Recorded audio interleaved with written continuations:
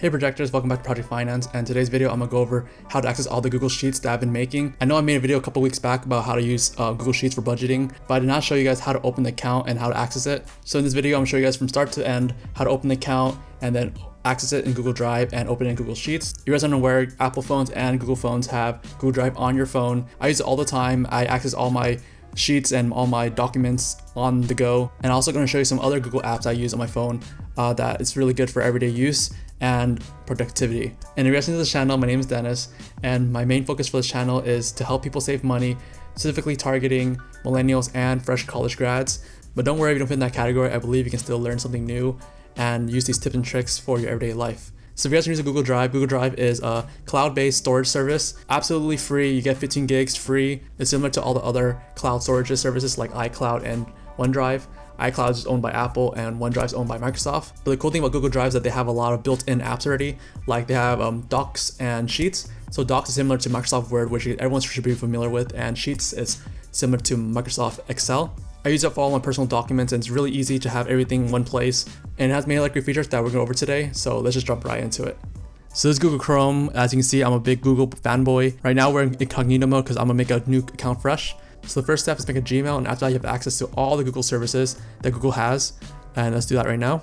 So let's just go to google.com. And right here in top right corner, you'll see a sign in button. Let's click that. And then we're gonna go down here and where it says create account and click that. And be for myself. So pretty much you're just gonna create an account, put your first name, last name, your username that you wanna use, and your password. After you click next, it's gonna ask for your phone number and your birthday and some personal information. So after you make an account, we'll log in.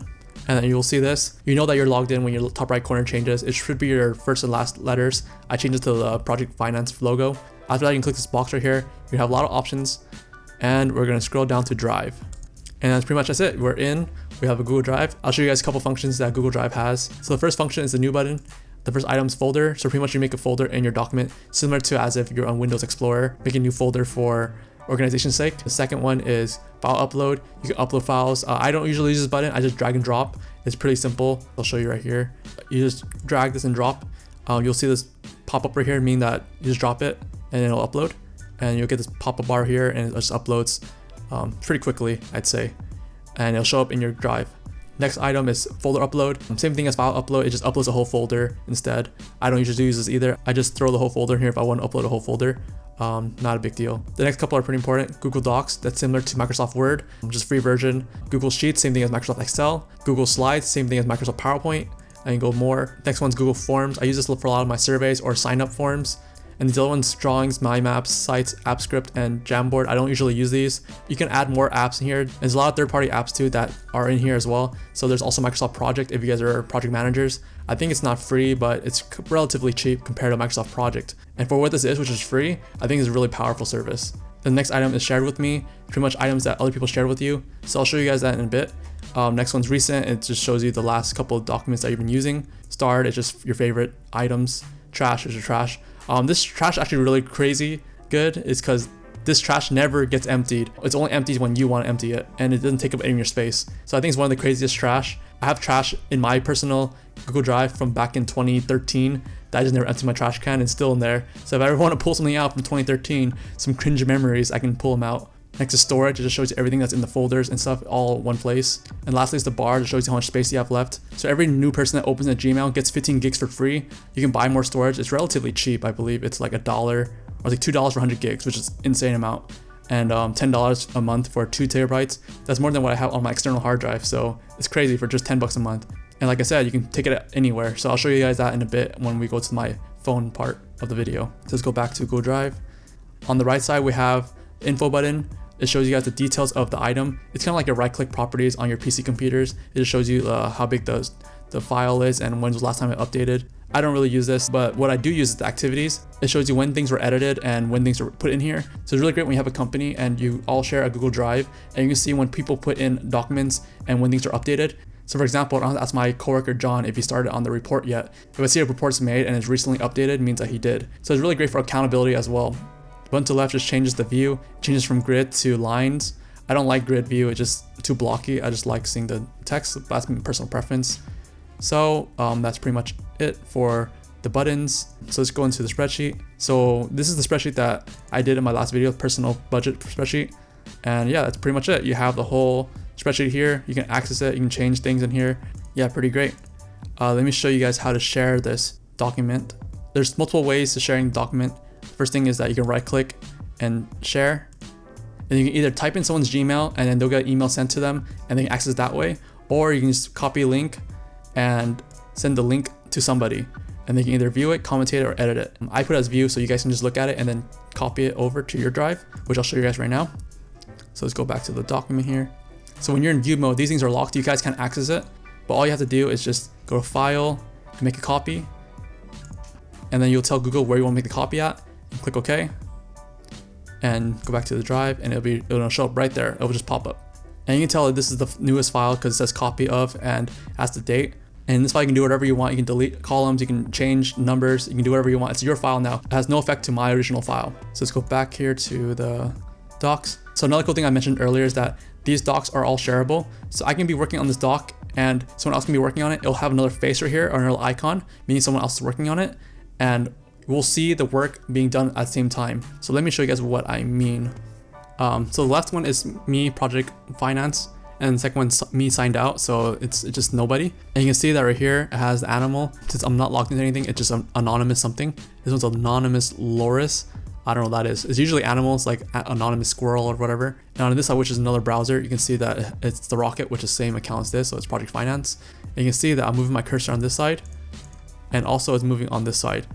And I can type something in here, 1, 2, 3, and it shows up on this side as well. So you can tell that it's synced in. It's almost instant. So for group activities, it's really great. Like if you're working on a report, someone can be working on the intro and someone can be working on the body, and you guys can see both each other's work. And that's pretty much it for the spreadsheet part of the video. So I'm gonna show you guys a few things that are pretty cool before I jump into the phone aspect of this video. So the first one is synchronizing your computer with Google Drive. So you'll see this button here in the bottom left corner saying get drive for desktop. So pretty much you download this and then you'll install this application. It allows you to synchronize what's on the Google Drive and your computer itself. So for example, I'll show you guys my personal Google Drive here. So all these documents are in my Google Drive itself, so I can access it anywhere. I can go on my family's computer or my friend's computer and access all these files just using a browser, and it's synchronized into my computer itself. So I can just drag and drop a file in here and then it'll automatically synchronize, and you'll see a check mark, meaning that it's done. It's very easy on the go. If I don't want to open up my browser and have to drag and drop it, I can just drag and drop it into this folder